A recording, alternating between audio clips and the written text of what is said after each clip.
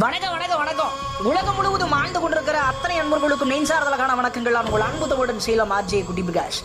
இந்த பதிவை கேட்குற நீங்க அடுத்த 10 நாட்களுக்கு மிகவும் கவனமுடன் இருக்க வேண்டும் அப்படிங்கிறத நான் சொல்ல, எல்லாருமே சொல்ல, உலக சுகாதார அமைப்பு சொல்லுது.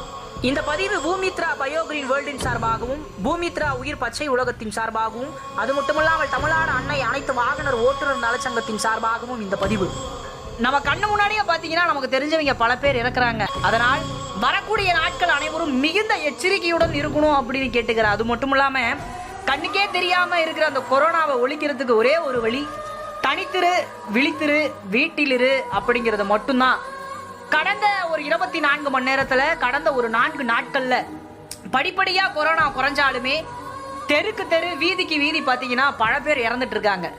அது மட்டும் இல்லாம பாத்தீங்கன்னா ரேஷன் கடையில நிக்கிற மாதிரி அகதிகளா பாத்தீங்கன்னா இன்னைக்கு மைக்கில் வச்சு எல்லாத்தையுமே கொரோனா பேஷண்ட்டை வந்து தனிமைப்படுத்த எல்லாருமே கூடாரம் போட்டு எல்லாருமே தனிமைப்படுத்த ஆரம்பிச்சிட்டாங்க.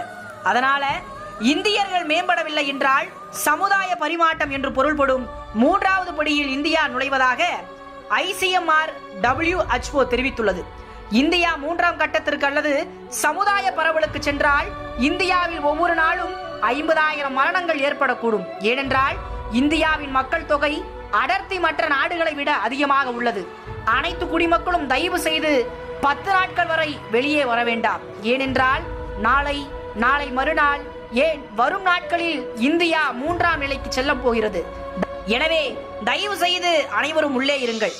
பொருத்தமானது என்றால் இந்தியா முழுவதும் பகிர்ந்து கொள்ளுங்கள். நகர மருத்துவமனைகளில் இடமில்லை, பரிந்துரைகள் இல்லை, அந்தஸ்தும் இல்லை, அங்கீகாரமும் இல்லை, பணமும் இல்லை.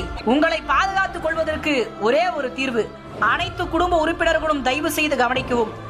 வயிற்றை காலியாக இருக்க விடாதீர்கள். தினமும் 1 மணி நேரம் சூரிய ஒளியை அனுபவிக்கவும். ஏசி பயன்படுத்த வேண்டாம். வெதுவெதுப்பான நீரை குடிக்கவும். தேநீரில் கிராம்பு சேர்த்து வேக வைத்து குடிக்கவும். பழங்களில் ஆரஞ்சு மட்டுமே சாப்பிடுங்கள். நீங்கள் கொரோனாவை வெல்ல விரும்பினால் தயவு செய்து இதையெல்லாம் செய்யுங்கள் நண்பர்களே. பாலில் உள்ள மஞ்சள் உங்கள் உடலில் நோய் எதிர்ப்பு சக்தியை அதிகரிக்கும். முடிந்தால் இந்த பதிவை அனைவருக்கும் பகிர்ந்து அனைத்து உயிரையும் காக்க முன்வாருங்கள் நண்பர்களே. எல்லா உயிரையும் காப்பாற்றணும்னு நினைச்சா இது எல்லாருக்கும் அனுப்புங்க, பரப்புங்க. மீண்டும் ஒரு நல்லதொரு கருத்தில் உங்களுடன் சந்திக்கும் முறை உங்களிடமிருந்து விடைபெறுவது உங்கள் அன்பு தமிழன் சேலம் ஆர்ஜே குட்டி பிரகாஷ் மற்றும் குடியாத்தம் அலுவலகம் மற்றும் ஆர்ஜே திருக்கேசவன். அது மட்டுமல்லாமல் என் அன்பு அண்ணன்கள் மலேசியாவில் இருந்து வெங்கடேசங்கையா, என் அன்பு அண்ணன் ECR சரவணன் மற்றும் சேலம் மனோகரன். அது மட்டுமல்லாமல் வழக்கறிஞர் பாண்டிச்சேரியிலிருந்து சம்பத். நன்றி.